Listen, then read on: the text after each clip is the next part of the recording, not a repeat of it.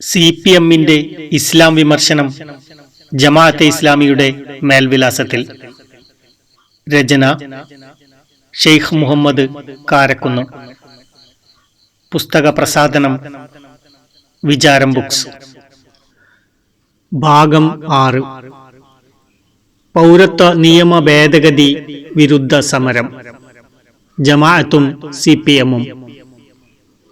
ജമാഅത്ത് വിമർശകൻ എഴുതുന്നു: മൗദൂദിസത്തിന്റെ പ്രത്യയശാസ്ത്ര സംഘടനാ ശൃംഖലകളിൽ നിന്നുതന്നെയാണ് സദാചാര പോലീസിംഗും ഭീകര വിധ്വംസക പ്രവർത്തനങ്ങൾ പരിപാടിയാക്കിയിരിക്കുന്ന പല പേരുകളിലും രൂപത്തിലുമുള്ള തീവ്രവാദ സംഘങ്ങൾ പൊട്ടിമുളച്ച് ഭീഷണിയായി വളർന്നിട്ടുള്ളതെന്നാണ് പല നിരീക്ഷകരും ചൂണ്ടിക്കാണിച്ചിട്ടുള്ളത്.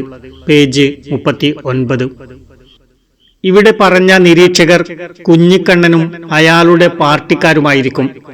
അവർക്കല്ലേ ഇത്തരം നട്ടാൽ മുളക്കാത്ത നുണകൾ എഴുന്നള്ളിക്കാൻ കഴിയുകയുള്ളൂ.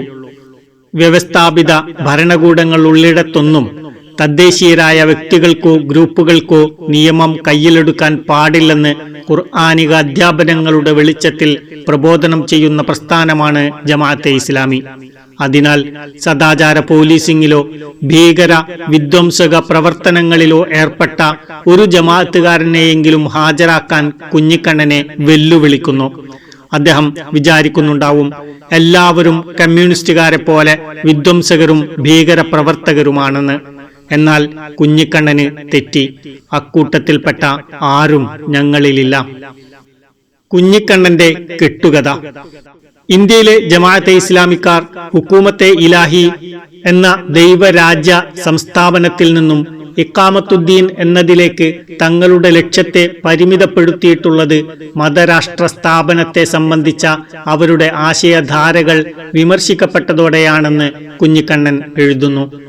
ജവഹർലാൽ നെഹ്റുവിനെ പോലെയുള്ളവരുടെ കടുത്ത വിമർശനങ്ങളെ തുടർന്നാണ് ഹുക്കൂമത്തെ ഇലാഹി മാറ്റി ഇഖാമത്തുദ്ദീനാക്കി മാറ്റിയതെന്നും അദ്ദേഹം കൂട്ടിച്ചേർക്കുന്നു. പേജ് 39. എന്നാൽ 1948 രൂപീകൃതമായ ഇന്ത്യൻ ജമാഅത്തെ ഇസ്ലാമി ഒരു ദിവസം പോലും ഹുക്കൂമത്തെ ഇലാഹി അതിന്റെ ലക്ഷ്യമായി പ്രഖ്യാപിക്കുകയോ എഴുതിവെക്കുകയോ ചെയ്തിട്ടില്ല. എന്നിട്ടും ജമാഅത്ത് വിമർശകൻ എഴുതുന്നു, 1956 ഹുക്കൂമത്തെ ഇലാഹി മാറ്റി ഇഖാമത്തുദ്ദീൻ ആക്കിയതെന്ന്. കമ്മ്യൂണിസ്റ്റുകാരൻ ആയതിനാലായിരിക്കാം ഒരു പുസ്തകം നിറയെ ഇങ്ങനെ കള്ളം എഴുതിവെക്കാൻ കഴിഞ്ഞത്. ജമാഅത്തെ ഇസ്ലാമിയുടെ ലക്ഷ്യം മതരാഷ്ട്ര സ്ഥാപനമല്ലെന്ന് നേരത്തെ വ്യക്തമായി തെളിയിച്ചിട്ടുണ്ട്. കുഞ്ഞിക്കണ്ണൻ ആരോപിക്കുന്ന പോലെ സാമ്രാജ്യത്വ വിരുദ്ധതയുടെ പദാവലികൾ ആരോടും കടം വാങ്ങേണ്ട ഗതികേട് ജമാഅത്തെ ഇസ്ലാമിക്കില്ല. അതിന്റെ അടിസ്ഥാന ആദർശവാക്യമായ ലാ ഇലാഹ ഇല്ലല്ലാഹ് എന്നതിനേക്കാൾ പുരോഗമനപരവും സാമ്രാജ്യത്വ വിരുദ്ധവും സ്വേച്ഛാധിപത്യ വിരുദ്ധവും ഏകാധിപത്യ വിരുദ്ധവും മുതലാളിത്ത വിരുദ്ധവുമായ മറ്റൊരു വാക്യം ലോകത്ത് ഇന്നേ വരെ ഉണ്ടായിട്ടില്ല, ഇനിയൊട്ട് ഉണ്ടാവുകയുമില്ല. പൗരത്വ നിയമ ഭേദഗതിക്കെതിരായ സമരം. പൗരത്വ നിയമ ഭേദഗതിക്കെതിരായ സമരങ്ങളിൽ ജമാഅത്തെ ഇസ്ലാമി കടന്നുകയറി അതിനെ മതപരമായ ധ്രുവീകരണത്തിനുള്ള അവസരമാക്കാൻ ഉപയോഗിച്ചുവെന്നാണ് വിമർശകൻ എഴുതുന്നത്. എന്നാൽ പൗരത്വ നിയമ ഭേദഗതിക്കെതിരായ alliance against CAA, NRC, NPR എന്ന സമരമുന്നണി രൂപീകരിച്ചത് തന്നെ ജമാഅത്തെ ഇസ്ലാമി ഉൾപ്പെടെയുള്ളവർ ഡൽഹിയിൽ വിളിച്ചു ചേർത്ത യോഗത്തിൽ വെച്ചാണ്. രവി നായർ, യശ്വന്ത് സിൻഹ, യോഗീന്ദർ യാദവ്, ഹർഷ് മന്ദിർ, സന്ദീപ് പാണ്ഡെ, പ്രൊഫസർ അപൂർവാനന്ദ, ജസ്റ്റിസ് റോസ്ലെ പാട്ടീൽ പോലുള്ളവർ അംഗങ്ങളായ പ്രസ്തുത സമരസമിതി ജമാഅത്തെ ഇസ്ലാമി അഖിലേന്ത്യാ അമീർ സഅദത്തുള്ള ഹുസൈനി ഉൾക്കൊള്ളുന്നതാണ്. ഇന്ത്യയിലുടനീളം പൗരത്വ ഭേദഗതിക്കെതിരായ സമരം നടന്നത് ജമാഅത്തെ ഇസ്ലാമിക്ക് പങ്കുള്ള സമിതിയുടെ ആഹ്വാനപ്രകാരമാണെന്നർത്ഥം. ഇതൊന്നും അറിയാത്ത കുഞ്ഞിക്കണ്ണൻ എന്തൊക്കെയോ എഴുതിവിട്ടിരിക്കുന്നു. കേരളത്തിലെ സമര മുന്നണിയിൽ നിന്ന് ജമാഅത്തെ ഇസ്ലാമിയെ മാറ്റി നിർത്താൻ ഭരണ സ്വാധീനം ഉപയോഗിച്ച് നടത്തിയ എല്ലാ ശ്രമങ്ങളും പരാജയപ്പെട്ട് നാണം കെട്ട് പിന്മാറുകയാണല്ലോ CPM ചെയ്തത്. ഇസ്ലാമിക രാഷ്ട്രത്തിൽ മുസ്ലിങ്ങളല്ലാത്ത പൗരന്മാർക്ക് ജിസിയ കൊടുക്കേണ്ടി വരുമെന്നൊക്കെയാണ് വിമർശകൻ പറയുന്നത്. ജിസിയ എന്ത് എന്ന് വേറെ പഠിക്കുക. ഇസ്ലാമിക രാഷ്ട്രത്തിലെ മുസ്ലിങ്ങളല്ലാത്ത പൗരന്മാരുടെ അവകാശങ്ങളെക്കുറിച്ചും ബാധ്യതകളെക്കുറിച്ചുമൊക്കെയുള്ള അടിസ്ഥാന വിവരങ്ങൾ നേരത്തെ നൽകിയിട്ടുണ്ട്. മതേതര രാഷ്ട്രത്തിൽ മതന്യൂനപക്ഷങ്ങൾക്ക് ലഭിക്കുന്നതിനേക്കാൾ ഒട്ടും കുറവല്ലാത്ത അധികാരാവകാശങ്ങൾ അവിടങ്ങളിലെ മതന്യൂനപക്ഷങ്ങൾക്ക് ലഭിക്കുമെന്നതിന് സമകാലീന മുസ്ലിം രാജ്യങ്ങൾ തന്നെ സാക്ഷിയാണ്. പാകിസ്ഥാൻ ഉൾപ്പെടെയുള്ള മുസ്ലിം രാജ്യങ്ങളിൽ ഇസ്ലാമിക വ്യവസ്ഥ ഭാഗികമായേ നിലനിൽക്കുന്നുള്ളൂ. എന്നിട്ടും പല മുസ്ലിം നാടുകളിലെയും മതന്യൂനപക്ഷങ്ങൾക്ക് ജനസംഖ്യാനുപാതികമായി നിയമനിർമ്മാണ സഭകളിൽ പ്രാതിനിധ്യം ഉറപ്പുവരുത്തിയിട്ടുണ്ട്. സ്വന്തം മതമനുസരിച്ച് വ്യക്തി നിയമങ്ങൾ പാലിക്കാൻ പൂർണ്ണമായ സ്വാതന്ത്ര്യം അനുവദിച്ചിട്ടുണ്ട്. നമ്മുടെ രാജ്യത്ത് പോലും ഇതൊന്നുമില്ലല്ലോ. ഏതായാലും ജസിയ ജമാഅത്തെ ഇസ്ലാമി ഉണ്ടാക്കിയതല്ലെന്നുറപ്പ്.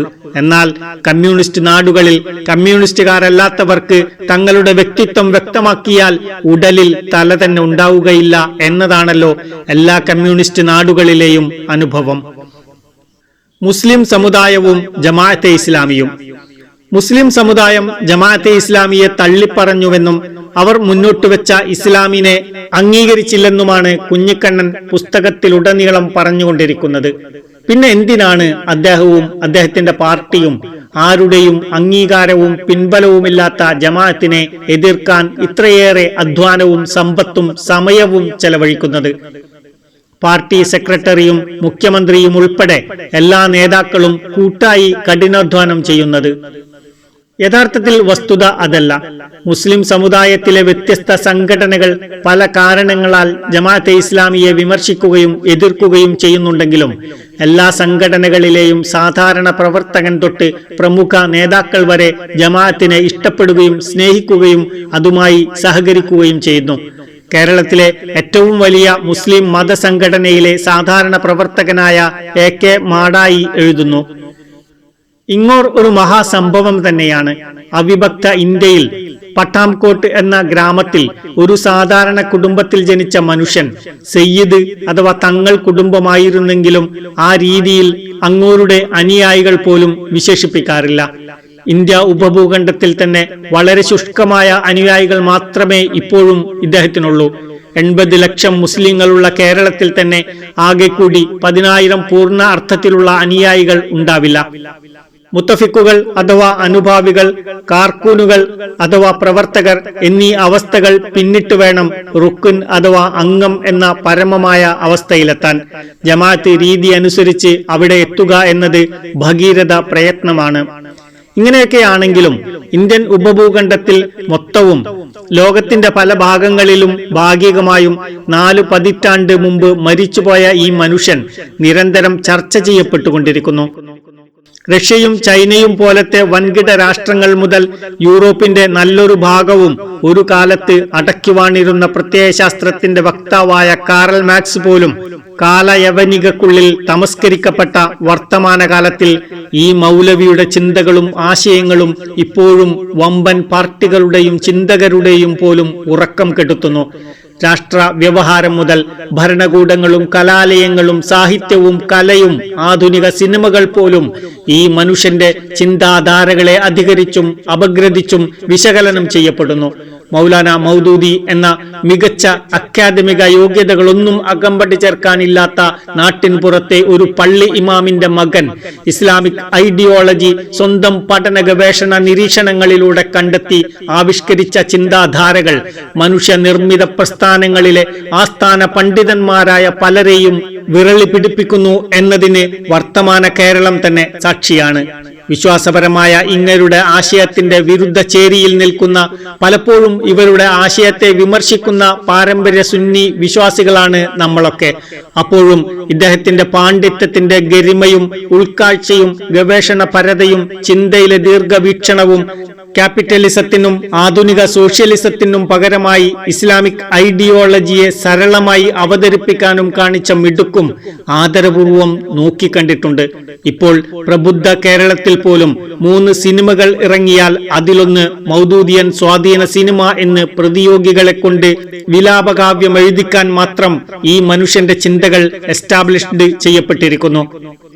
ജമാഅത്തെ ഇസ്ലാമി പ്രവർത്തകർ നടത്തുന്ന മാധ്യമങ്ങൾ, പുസ്തക പ്രസിദ്ധീകരണങ്ങൾ, വിദ്യാഭ്യാസ സ്ഥാപനങ്ങൾ, പള്ളികൾ, ആശുപത്രികൾ, കലാ സാംസ്കാരിക സംരംഭങ്ങൾ, ജനസേവന പ്രവർത്തനങ്ങൾ തുടങ്ങിയവയോടെല്ലാം സമൂഹം പൊതുവിലും മുസ്ലിം സമുദായം പ്രത്യേകിച്ചും പൂർണ്ണമായും സഹകരിക്കുന്നു, സഹായിക്കുന്നു.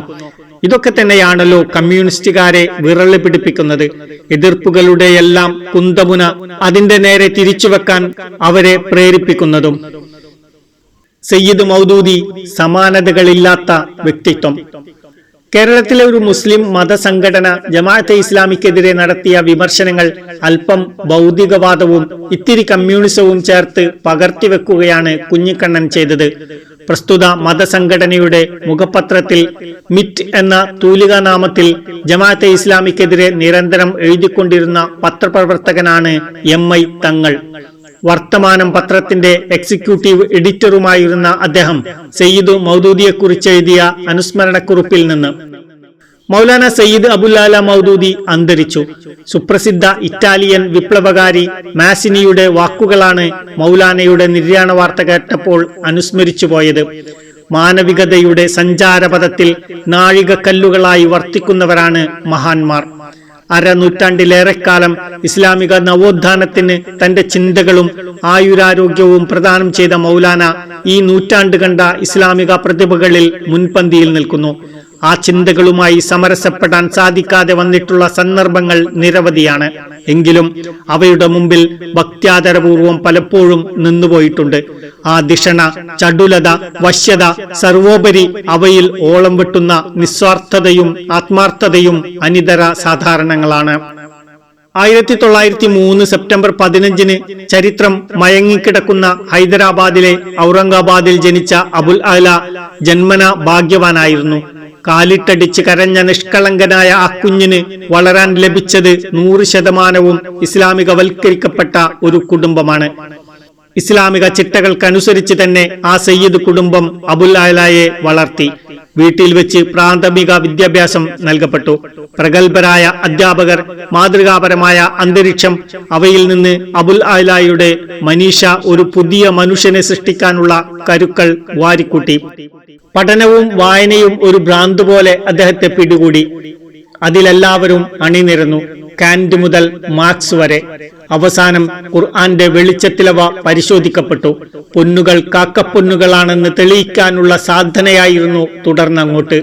ഖുർആൻ ഏത് കാലഘട്ടത്തിലും അനുയോജ്യമായ സമഗ്രമായ ജീവിത പദ്ധതിയാണെന്ന് ഉറക്കെ പ്രഖ്യാപിച്ചുകൊണ്ട് ആ വിപ്ലവകാരി രംഗത്തിറങ്ങി. തനിക്ക് ശരിയാണെന്ന് ബോധ്യമുള്ള കാര്യങ്ങൾ വെട്ടിത്തുറന്ന് പറഞ്ഞ മൗലാനയ്ക്ക് ധാരാളം ശത്രുക്കളെയും അല്പം സുഹൃത്തുക്കളെയും കിട്ടി. ഇമാം ഗസാലിക്ക് ശേഷം ഇസ്ലാമിക ലോകം കണ്ട ഉന്നത ചിന്തകനായിരുന്നു അദ്ദേഹം. ഇക്ബാലിന്റെ ജന്മനാട്ടിൽ ഇക്ബാൽ വിഭാവന ചെയ്ത ലോകത്തിന് ഇക്ബാൽ അംഗീകരിക്കാത്ത ചിന്തകളിലൂടെ മൗലാന ഊടും പാവും പണിയാനുള്ള ശ്രമത്തിലേർപ്പെട്ടു. ഖുർആന്റെ അന്തസത്ത നിഷ്ക്രിയത്വവും ആധ്യാത്മികതയുടെ തോടിനുള്ളിലേക്കുള്ള പിന്മാറ്റവുമാണെന്ന ധാരണകളുടെ കോട്ടയ്ക്ക് ഉലച്ചിൽ തട്ടാൻ ഏറെക്കാലം കാത്തുനിൽക്കേണ്ടി വന്നില്ല. ഖുർആൻ വിഭാവനം ചെയ്യുന്നത് ഒരു സമ്പൂർണ്ണ സമൂഹമാണെന്ന ആ ഗർജനത്തിനു മുമ്പിൽ ഓറിയന്റലിസ്റ്റുകൾ പടച്ചുണ്ടാക്കിയ അസത്യത്തിന്റെ ഗോപുരങ്ങൾ തകർന്നു വീണുകൊണ്ടിരുന്നു. പാശ്ചാത്യരുടെ ദിവാസ്വപ്നങ്ങളിൽ കുരിശുയോദ്ധാക്കളുടെ തമ്പുകളിൽ കയറിയ സുൽത്താൻ സലാഹുദ്ദീനെ പോലെ ധീരമായി പാഞ്ഞുകയറിയ മൗലാന അവർക്കെതിരെ മുസ്ലിം ലോകത്ത് ഒരു പടനിര തന്നെ സൃഷ്ടിച്ചെടുത്തു. മൗലാന മൗദൂദി സാഹിബിന്റെ ചിന്തകളിൽ മുത്തുകൾ എത്രയുണ്ടെന്ന് പരതാൻ ഇവിടെ ഉദ്ദേശിക്കുന്നില്ല. അത്ര എളുപ്പവുമല്ല. ഖുർആനും ദീനും അദ്ദേഹം വ്യാഖ്യാനിച്ച രീതി എത്ര കണ്ട് ശരിയാണെന്നും ഇവിടെ ചർച്ച ചെയ്യുന്നില്ല. അവയിലൊക്കെ ശരി കണ്ടെത്തുന്നതും തെറ്റ് കണ്ടെത്തുന്നവരുമുണ്ട്. രണ്ട് വിഭാഗത്തിനും അവരുടേതായ വാദമുഖങ്ങളും ന്യായീകരണങ്ങളും കാണും. പക്ഷേ മൗലാന മൗദൂദി എന്ന അനിതര സാധാരണ വ്യക്തിത്വം, അതിന്റെ തിളക്കം ഒരിക്കലും കുറച്ചു കാണാൻ കഴിയുന്നില്ല. ജമാലുദ്ദീൻ അഫ്ഗാനിക്കോ അല്ലാമ ഇക്ബാലിനോ അതുപോലെ ഈ നൂറ്റാണ്ട് കണ്ട മുസ്ലിം ലോകത്തെ പ്രതിഭകൾക്കാർക്കുമോ സാധിക്കാത്ത ഒരു മഹത് കാര്യം ഇവരുമായൊക്കെ താരതമ്യപ്പെടുത്തുമ്പോൾ അത്രയൊന്നും തൂക്കമില്ലാത്ത മൗലാന മൗദൂദി സാഹിബിന് സാധിച്ചുവെന്നത് അംഗീകരിച്ചേ തീരൂ. അത് മറ്റൊന്നുമല്ല, ഇസ്ലാമിനെ ആധുനിക ചിന്താവേദിയുടെ മുൻനിരയിൽ ഉപവിഷ്ടമാക്കി എന്നതാണത്. നീഷയുടെയും ഗോയിദയുടെയും നാട്ടിൽ നിന്ന് ഇസ്ലാമിക സംസ്കാരത്തിന്റെയും തത്വശാസ്ത്രത്തിന്റെയും മേന്മകളെക്കുറിച്ച് പാടാൻ ആളുകളെ ഇക്ബാൽ നിർബന്ധിച്ചിട്ടുണ്ട്.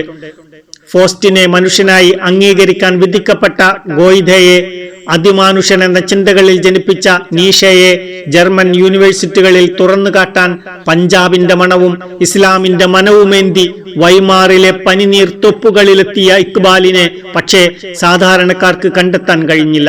അദ്ദേഹത്തിന് മറിച്ചും. എന്നാൽ കേംബ്രിഡ്ജിന്റെയും മ്യൂണിക് യൂണിവേഴ്സിറ്റിയുടെയും പടി ചവിട്ടാതെ മൗദൂദി സാഹിബ് അവിടെ സ്വതന്ത്രനായി ശത്രുതാ ഭയമില്ലാതെ വിരാജിച്ചിരുന്ന തത്വജ്ഞാനികളുടെയും ചിന്തകളുടെയും ശത്രുവായി പേടി സ്വപ്നമായി മാറി. കുറഞ്ഞ കാലം കൊണ്ട് അവരെ ഓരോരുത്തരെയും കുന്നിപിടിച്ച് വെളിക്ക് കൊണ്ടുവന്ന മൗലാന അവരുടെ തൊലിയുരിച്ചു കാട്ടി. ക്രിസ്തീയ യൂറോപ്പിനെ ദൈവത്തിനും സീസർക്കുമായി ഭാഗിച്ചു കൊടുത്ത യാന്ത്രിക സംസ്കാരത്തിന്റെ സന്തതികൾക്ക് ഇസ്ലാമിന്റെ സ്വാധീനം ലോകത്ത് നിന്ന് നശിപ്പിച്ചു കളയേണ്ടത് ആവശ്യമായിരുന്നു. ശക്തിയിലൂടെ അതിനെ നശിപ്പിക്കാൻ എളുപ്പമല്ലെന്ന് മനസ്സിലാക്കിയ പാശ്ചാത്യർ ദ്വിമുഖാക്രമണമാണ് മുസ്ലിം ലോകത്തിന് നേരെ സംഘടിപ്പിച്ചത്. ഒന്ന് ശാരീരികവും, രണ്ട് മാനസികവും. ലോറൻസിനെ പോലെയുള്ള വഞ്ചകരൊരുക്കിയ കെണിയിൽപ്പെട്ട് ഭിന്നിച്ചുകൊണ്ട് ശാരീരികാക്രമണത്തിന് മുസ്ലിങ്ങൾ തന്നെ കളമൊരുക്കി കൊടുത്തു. യന്ത്ര സംസ്കാരത്തിന്റെ വർണ്ണാഭയിൽ കണ്ണുമഞ്ഞളിച്ചവരെ മാനസികമായി ആക്രമിക്കുക എളുപ്പമായിരുന്നു.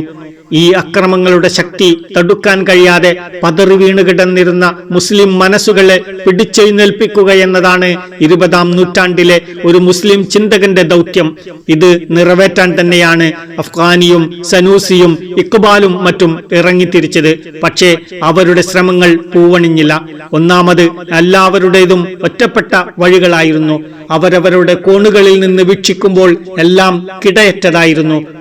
പക്ഷേ മുസ്ലിം ലോകമാകുന്ന കാട്ടിൽ കയറി ഒറ്റയ്ക്ക് ബഹളം കൂട്ടിയതുകൊണ്ട് ദൗത്യം വിജയിക്കില്ലെന്ന സത്യം അവർ അംഗീകരിച്ചില്ല, അല്ലെങ്കിൽ ആ ഭാഗം ഗൗനിച്ചില്ല. മൗദൂദി സാഹിബ് വിജയിച്ചത് അവിടെയാണ്. ചിന്തിച്ചതിലേറെ അദ്ദേഹം പ്രവർത്തിച്ചു. 1941 ഓഗസ്റ്റ് 26 പത്താൻകോട്ടിൽ ആ പ്രവർത്തനത്തിന് തുടക്കം കുറിക്കപ്പെട്ടു. ചന്ദ്രിക 25/9/1979. തുടരും. പ്രിയപ്പെട്ട ശ്രോതാക്കളെ, പ്രബോധനം വാരികയുടെ ഓഡിയോ ഗ്രൂപ്പിലേക്ക് സ്വാഗതം. ഈ കൂട്ടായ്മയിലേക്ക് താങ്കളെ ആദരപൂർവം ക്ഷണിക്കുന്നു. താഴെ പറയുന്ന വാട്സപ്പ് നമ്പറിലേക്ക് മെസ്സേജ് അയക്കുകയാണെങ്കിൽ താങ്കൾക്കും ഈ കൂട്ടായ്മയിൽ അംഗമാകാം. Mobile number 001195266333787.